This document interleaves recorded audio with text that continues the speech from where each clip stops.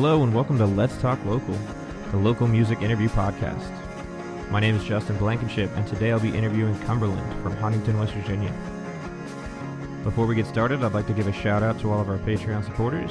You can visit us online at patreon.com/letstalklocalwv to donate and get access to exclusive content and rewards. Today, we'd like to thank Rose Johnson and Patrick Montgomery.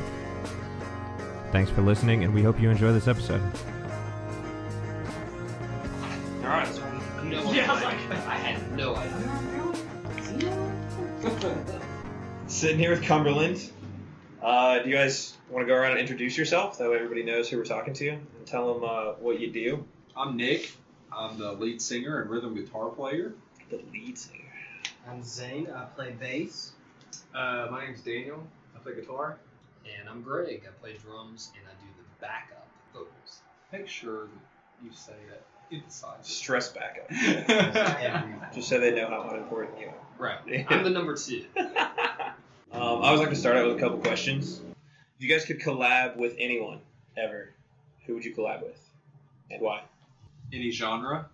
Anyone. Ever. Doesn't even have to be a musician. If you just collab with anybody that has ever existed. Stevie Nicks. Hands down. Yeah. That's my girl. Love. Respect.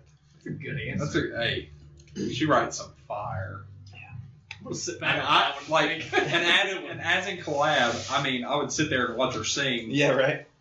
Oh God, I want to do backup bass for Bo Burnham. Yeah? That'd be my thing. Nice. I don't know. I think I'd probably want to play with probably Russian Circles. I'm a huge fan of instrumental bands. Yeah. I love layering and textures of all different sounds. Yeah. That's kind of what I try to incorporate Nice. with Cumberland, yeah. Right over there, then. I'd probably go with Dave Grohl because he's a freak. Yes. In our generation, he's definitely probably one of the forefront runners for just overall rock and roll greatness. Yeah. I mean, man behind the kit with Nirvana, Exactly. up front with Foo Fighters. What kind of music do you guys listen to that people wouldn't expect you to listen to from listening to Cumberland? Rap, R&B. Death metal. Yeah. I'm a huge White Dahlia Murder fan. It's it's probably their new album. It's been on repeat since it came out. So Nice. I'd say that's another one. It's because definitely not death metal-y. Oh man. I'd say like Sal Creek Records stuff, like Desperacidos, Raleigh Pally. Okay. Shit, thinking about y'all being my guilty pleasures contemporary country. Yeah. It's on the radio. I'm there. Yeah. Can't do it. I'm tuning in. Yeah. Flare that up. How do you feel about Luke Bryan being on American Idol? Man, last time I watched American Idol was when Philip Phillips won. I saw him live, man. What? 2012, man. Oh, It's been at least 2 years. I wanted a clip of that. I wanted that clipped. It's gonna be the intro. Yeah, Next album. I was. Hey, the last time I watched American Idol. Phil Phillips back in 2012. Anyway. No, I just found out about it by deep diving on YouTube. Yeah. 1 in the morning. Yeah, Watch one video, it's popping up all over the place. Yeah. Next thing Because you know, it's you're Fox, watching, and they're like, watch our shit. watching American Idol. Next thing you know, you're watching alien conspiracy videos. There you You wonder how you got there. It's the other way around for me. I'm watching alien conspiracy videos, and next thing I know, I'm watching American Idol. Yeah. It's like, how did I get here? Randy Jackson. They're connected. Sorry, dog. It's a no for me. That's right. I don't want to believe. It's a no for me. I wonder where Randy Jackson is. Huh? I hope he's Randy doing. Jackson I hope he's doing good things. Man. Man, I was in a World of Warcraft team called Randy Jackson at one point. Oh my god. I just want to do a separate interview with you. This interview Please do, man. It's fun. I could be here all Zane's night. one-liners. Yeah, that's right. Zane's nerdy one-liners. Right? All right. Good way off track here. That's no for me, dog. Phil Phillips. Back in 2012. I saw him live, man. I bet you did. Free Marshall. Drilling it. So, you guys just put out a record. But I want to talk about your last record for a minute, which I loved. Really? Yeah. Nobody else like it? No, I liked it. I wasn't in the band. A lot of people liked it, and for us, it's kind of surprising. I think just for us, we've kind of finally found our sound. Yeah. So this new album is definitely a lot different than the first album. I feel like the first album we were just it was a lot of old stuff that me and Greg had written prior to getting a full band going, and we were just kind of write songs and like, oh, what would be catchy? Like, oh, this would be catchy, you know. And so even the lyric wise, it wasn't. And then while we were in the process of recording The Darkest Days, me and Daniel actually wrote the opening riff to Save the People off of The Darkest Days. So that song we kind of looked at each other and we were like, all right, that's kind of where we could go. And I think that song helped us progress out of whatever we were trying to do, because I think we were trying to fit in during The Darkest Days with because a lot of what was going on in West Virginia was kind of like the Appalachian Yeah. folk rock. And so we were trying to just fit in, and nothing really felt right.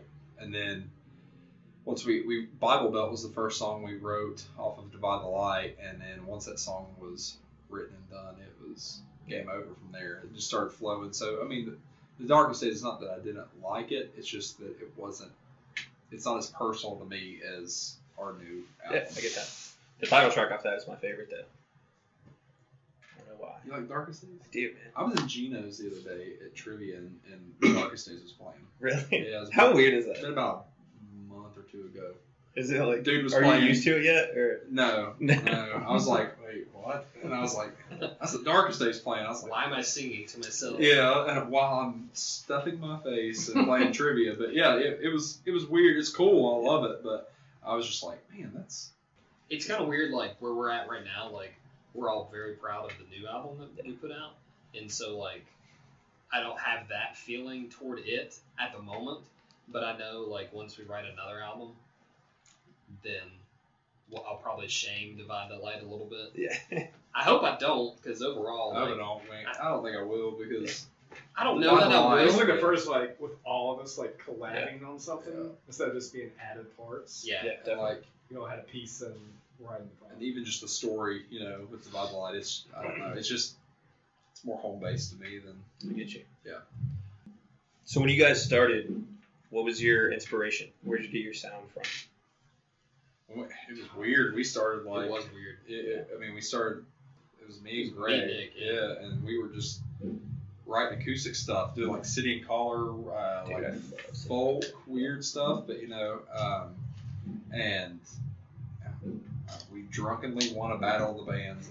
It was hilarious. It was the Huntington Ale House. Just like the two of you. Like, Yeah, and it was Yeah, just so I good. would bring a bass, like a kick drum. Yeah. I would flip it backwards, and I'd stomp on it, and I'd have a tambourine that I'd set up on a hi-hat stand to use as a snare, and I'd be slinging an acoustic. Yeah, That's great. and it was just honestly, we were just having fun. It was fun writing music and just going out and, random places, open mics and doing that. And then, some people were like, we like what you're doing. And we're like, well, let's try a full band. So we recruited Daniel and another guy. And then, for the other guy was for bass. And, it kind of fell through. And I knew Zane from my childhood. So I texted him, or actually a Facebook message. I shot him a Facebook message. I was like, hey, would you want to come play bass? We really need someone. And then he was like, Hell yeah. So that's kind of where that got us to where we are today. So it really hasn't been much change since then. It was literally not since the four of us Yeah. got together. it's just been because he came in, like Bible Belt was written kind of, and then he came in and changed the little thing. And like I said, once he joined the band, it was a game changer. So We haven't looked back. I mean, kind of to go along with what Daniel said, like, and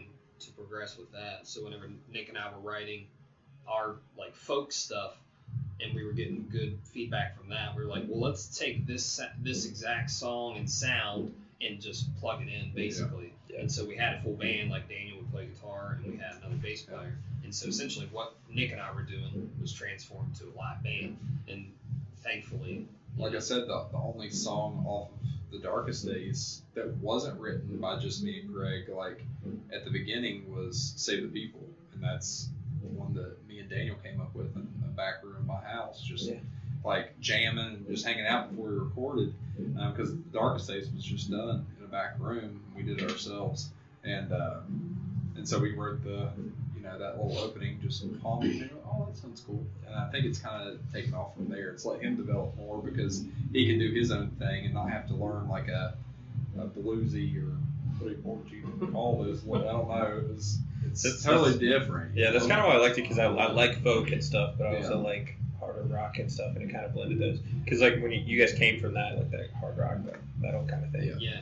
So you can hear that in there with the folky kind of stuff. Yeah. So that's why I liked it, because kind of blended those two styles together. So I think two good transitions, like you're saying. Like if you want to make sense of how the Darkest Days, we went from the Darkest Days to Divide the Light, listen to Save the People from the Darkest Days, and then listen to Alter on Divide the Light. Yeah. In those two, you can kind of see where those two genres kind of balance back and forth, and then you can see the progression we went from there. Nice. Then even our newer stuff that is yet to be released, it's even on another level. Yeah, it's. So what's the most meaningful song on the album, like for each one of you guys? I'll say As Above, So Below. Yeah, why is that? Just because of the way that I personally felt, like when we started writing it, like the main part of that song, like Nick usually comes up with most of like the bones and a lot of guts of stuff, and we just kind of add in there. But man, there's just something about that evening, like we started playing it and writing it, it just meshed and it just hit like line by line by line by line, built up, and it's been the same basically since we wrote it. It came out of nowhere, really, is what it felt like. Yeah. And even the lyrics, if you go back and watch the old video, most of the lyrics that I just like rambled off stayed. I mean, it was kind of freaky how it happened, but we all just basically stopped, just looked at each other like, what just happened? Like we were that happy with how things went. That's great. So. I don't know. That's a hard. It'd be difficult for me to pick one. That's a hard thing, but I'd probably say, oh Lord, it is a hard one.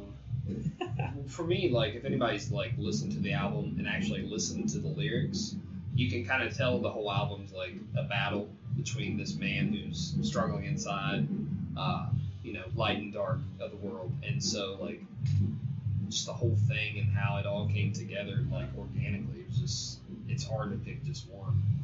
If I had to pick an overall favorite song to play and to perform and to hear, it'd be As Above, just because it's just such a cool song to me, and really just the meaning behind it. It's a really good song. But like Greg said, it's hard just to pick just one. Like, what was your favorite one that you wrote? I don't know. I mean, I really like. Yeah. I'm just so pleased with the album right now. Yeah. And there are little babies. Yeah, Definitely. It's very It's cool. Definitely my favorite to play though is Monsters. It's like very energetic. Oh, yeah. Like I do a lot of different drum things, and I get a lot of inspiration from various things, and so with that song I try to incorporate like a lot of different styles within one song. Zane came up with this amazing bass line at the end, and so he and I just get to kind of groove out a little bit. It's our moment. Yeah, it is our moment. That's why we got this dude. I'm just waiting for the day he crashes all over my drum set. Die 3 years. Definitely.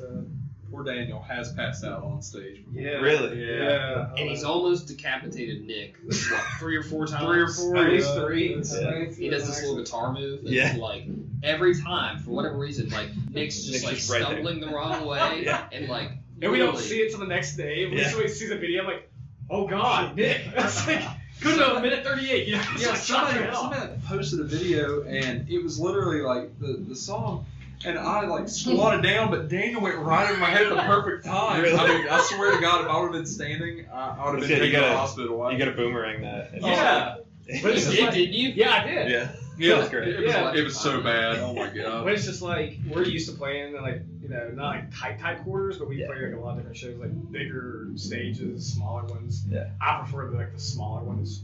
Definitely. I think it's more intimacy. I was like, there's with more intimate, everybody. there's more energy. Oh yeah, man. More And chance to somehow. kill me. Yeah, Yeah. definitely. Yeah. The closer he can get to killing you. Yeah, that's- Absolutely. Yeah. But we were so aware of it. Yeah. You know? Do you guys have do you have a song? Probably studio version, Divide the Light. I love that song. I love playing it live too, but the studio version, I love it. And then live, probably As Above, the same boat as them, just because I feel like there's so much emotion in that song, especially live. It's just, it takes the studio version. It's just, For it's sure. just better live. Definitely. Love the studio version, love the live version, but it's just a different experience. Speaking of, we're going to be doing a video for that one. Yeah. In the somewhat near future. You heard it here first. All right. So you guys just came out with a new record. Are you touring with this new record? Really, what we're trying to do right now, we've kicked around the idea of touring and all that stuff, but the problem with that is fan base. We're not the most well known out of the area, and so what we're trying to do is plant little seeds. So we got Ballast Entertainment on, or we got on Ballast Entertainment, and Daniel Ball's really been helping us spread the word. So he's basically just planting seeds in other cities. So Pittsburgh, what's another one? Cincy. Cincinnati. We got a few kicking around in North Carolina and Virginia. So We got a radio interview in Kentucky. radio interview in Kentucky. We've Russellsburg, been on the I think. radio in Kentucky and been on the radio in Morgantown. So we're trying to plant little seeds and hopefully something takes off and spread the word that way. Because with a tour, we could get on one and do that thing, but there's no guarantee that. We want to be smart about it. Yeah, It's hit or miss, and besides Zane, we're all older. So What's up, guys? having 40+ hour jobs, Yeah. that makes touring difficult as well. So we want to try to get a little bit of a fan base in certain cities, and then if we would be able to put on a tour, then hopefully there would be a draw for us. You want to know that it's Come worth back in. taking off time work to go tour. Yeah, exactly. I know a lot of guys that are older and have day jobs, Monday through Friday stuff, and they just do weekend tours. They'll take off one weekend and do 2 or 3 dates, and then come home and work and do the next weekend 2 or 3 dates, shoot off in different directions. But I always thought that's really cool. So Yeah, that's kinda what what we're we're- kind of shooting for at the moment. yeah. We don't want to give old dad a stroke over there. I'm good. But no, we're eventually tours in the plan, but we want to get somewhat of a guaranteed that there's going to be at least 10 people at this show or something like that. Not let's take a risk and we'll see if anyone shows up to this bar. You want to make sure that you're going to make gas money. Yeah, exactly. Yeah. So, but I think these little out of state shows here and there are definitely going to help that. For sure. And while you guys are working on that, you're writing new stuff, right? We already have 8 that There you we're go. working on. They're still, they're not ready yet, but they've got pretty solid backbones. Yeah, we're just working on building. We want to try some different things with this record. It's a little bit heavier, so it's just progressing with that. But we want to try, different guitar parts, little sounds, and not so much programming, because that's one thing we don't want to play with tracks when we're live, because there's a difference between a studio album and live performance. So we want to keep those two separate, but we want to add a little bit of flair and a little bit of something to just uniqueness to it. So that's one thing we're kicking around the idea with, and we'll see how it goes. But it is progressing in the little bit of a heavier side, which is it's cool. I really enjoy it. Yeah. But we're 8 songs deep, so. And I always hear people talk about how you guys don't have a genre too, so it makes sense that you writing a bunch of different stuff. So. Yeah. We Nice. We don't worry about that. It's when we If go we to like it, write- we like it. Yeah. we write something, we're like, that sounds cool. Let's jam it, and Yeah. then we work it out within an hour, and then And it kind of relieves our stress because we don't have to be like, oh god, this is not this isn't Yeah, rock or yeah. pop punk enough or Yeah. metal enough. And we just basically I don't know about you all, but I'm trying not to give a fuck and just to write cool stuff. So that's what we're trying to do is just, I want to be able to listen to our stuff and enjoy it, and like not critique it to be like, oh well, this song doesn't fit with this song on that album. I mean, this one's way too much more. Yeah, exactly. Yeah. I don't ever want to listen to something and be like, oh, that's not Cumberland enough. Well, I'd like to be like, anything could be Cumberland. It's whatever we want to make it. So that's kind of the cool thing. We're just playing around with new ideas and different tunings and stuff like that. So it's. I think that's one difficult thing about music to do. Like Fall Out Boy, for example, they had a certain sound, and they've definitely evolved that sound. And the people who were fans of Fall Out Boy in like 2006 or whatever, like more likely are pissed. They're not fans of the new stuff. But like as a musician, like you got to respect that. That's what they want to write at the moment. So what's the creative process look like for you guys? How do you guys make music? He makes a guitar part, and then he usually comes in with just a big old guitar part. Starts out with your guitar part? He comes out with like a bass part of it, like the foundation. Like a rhythm part. Yeah, I just present like the idea or hum it out. Like there's one we're working out right now, and there's a certain thing that I thought would be cool with drums, so we're working that out. And it's just kind of whatever anyone wants to do with it. So it's just like the bass part, the easiest part, and then we just go from there. So I'd say the majority of our music comes that way. Nick will put down just like a basic backbone, or maybe he'll come up with a cool riff or some lyrics that he wants to go off of, and then either I'll meet up with him and get a drum pattern going, or we'll just wait till we're at practice and just kind of go at it, and usually it works out pretty well. Most of the new stuff, the only thing that really I had not written outside of us just jamming was that new one that we were jamming the other day, just because I wrote that. That's a tough riff, too. Yeah, I wrote that like 30 minutes before practice, and I was like, oh man, it's going to be cool. And I couldn't wait for Greg to get there. I was like, oh, shit. So went, and then we built the song after that. So most of the time, it's not even a full idea. It's just a partial idea. Yeah, just like a little riff or something. Yeah, I don't have to do much work. They make it easy. I just let them kind of feed the fire and just go off that. He'll text us like some drafts of lyrics, throughout the day or whatever. We're just like, hey, that's chill, whatever else.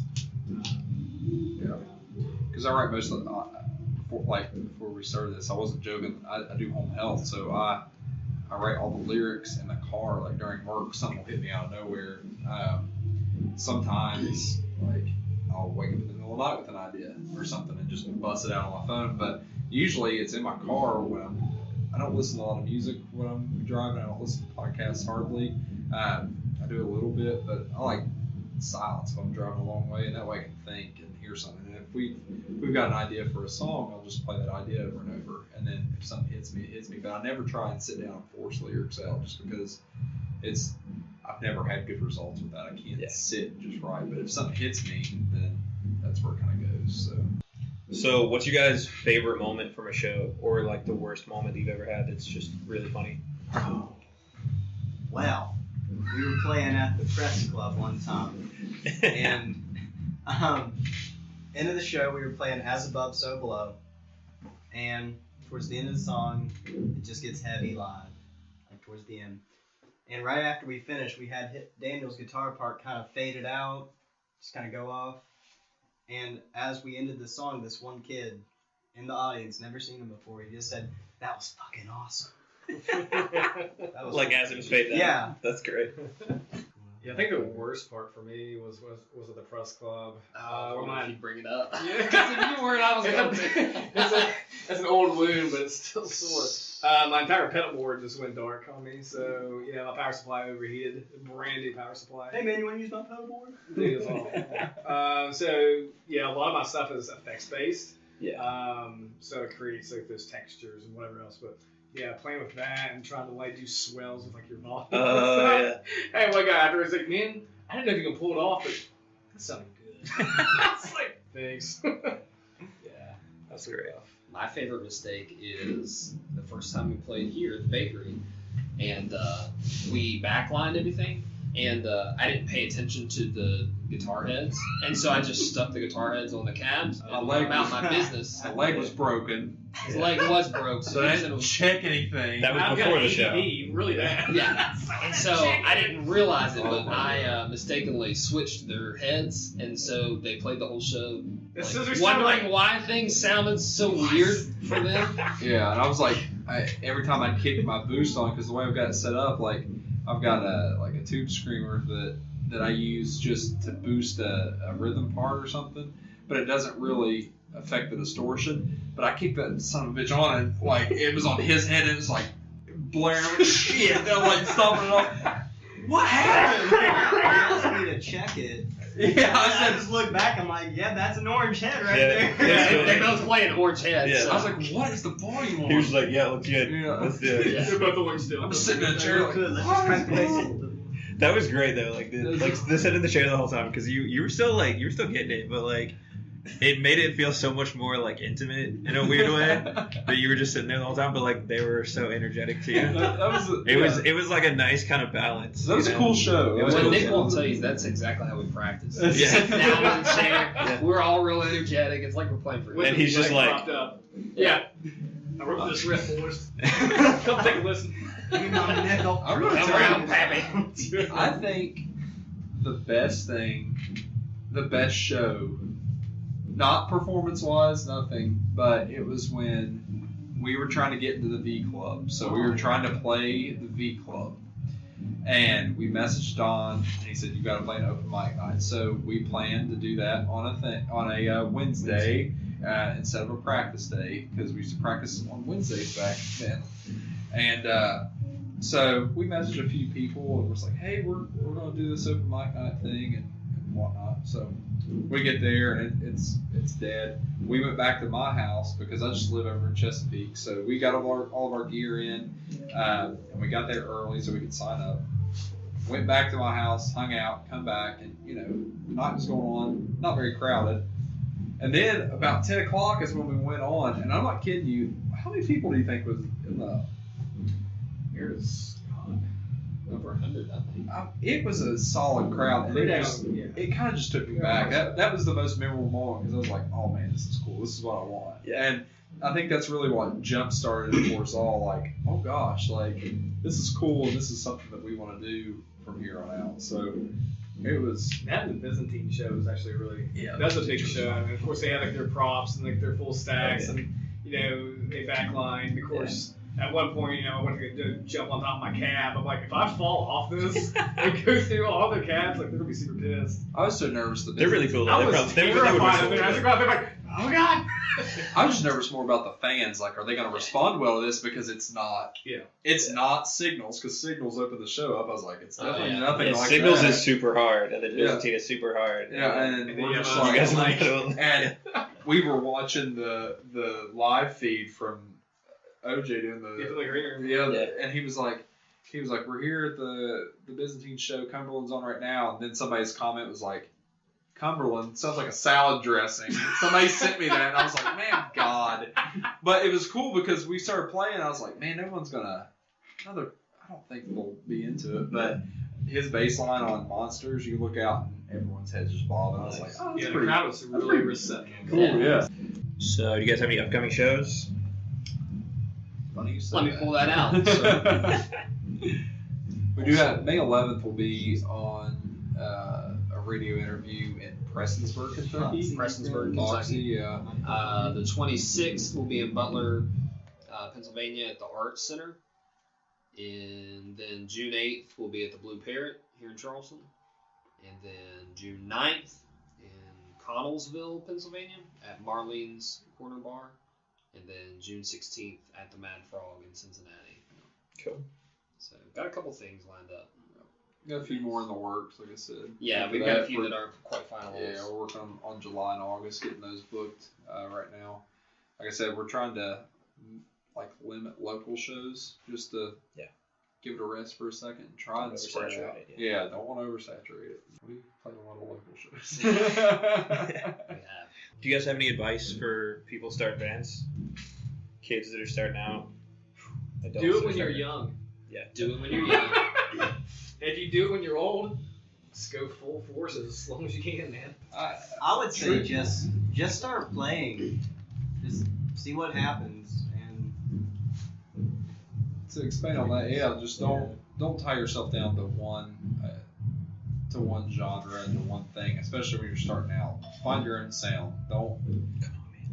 Sorry, it's time for me to go to bed. But like find your own sound. Don't try and be somebody else. Find out what you want to do and what you want to make, and that's the most important thing, because I haven't known that until I've been in this band. I've always tried to replicate something else.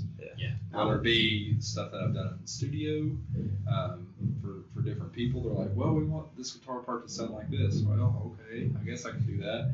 Or like, yeah. So it's just find something that makes you happy and go with that. I'd say be humble. Who cares what other people think? If they don't like it, they don't like it. But at the end of the day, I'm proud of what I've made, and I can live with that. So Definitely. Yeah, I'd hit exactly with what Nick said. I mean, there's a difference between being influenced by somebody and being able to tell, like, oh, well, they'd probably listen to so-and-so because I can kind of hear that. But don't be a carbon copy of them.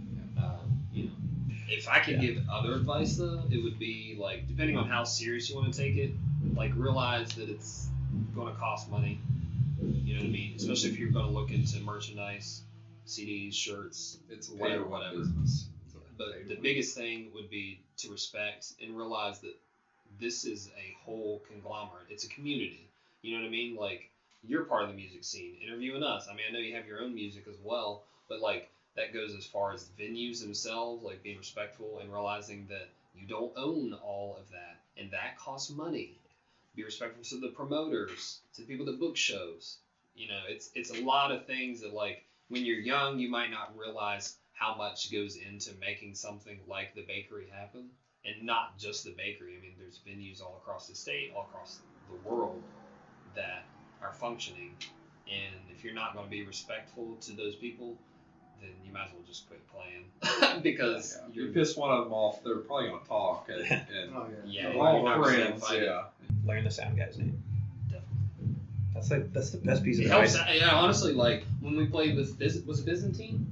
Like, we'd always noticed that for some reason, like, headliners always just seem to have a little more punch for whatever reason. Well, we found out after talking to the sound guy that he'll normally kick them up a little bit. Yep. And we lucked out. He forgot to turn us down for the business. Yeah. He So just we were rocking pretty heavy. Daniel went up to him and was like, hey man, that sounded really good. He goes, I kind of forgot to turn it down. So it was like, all right then.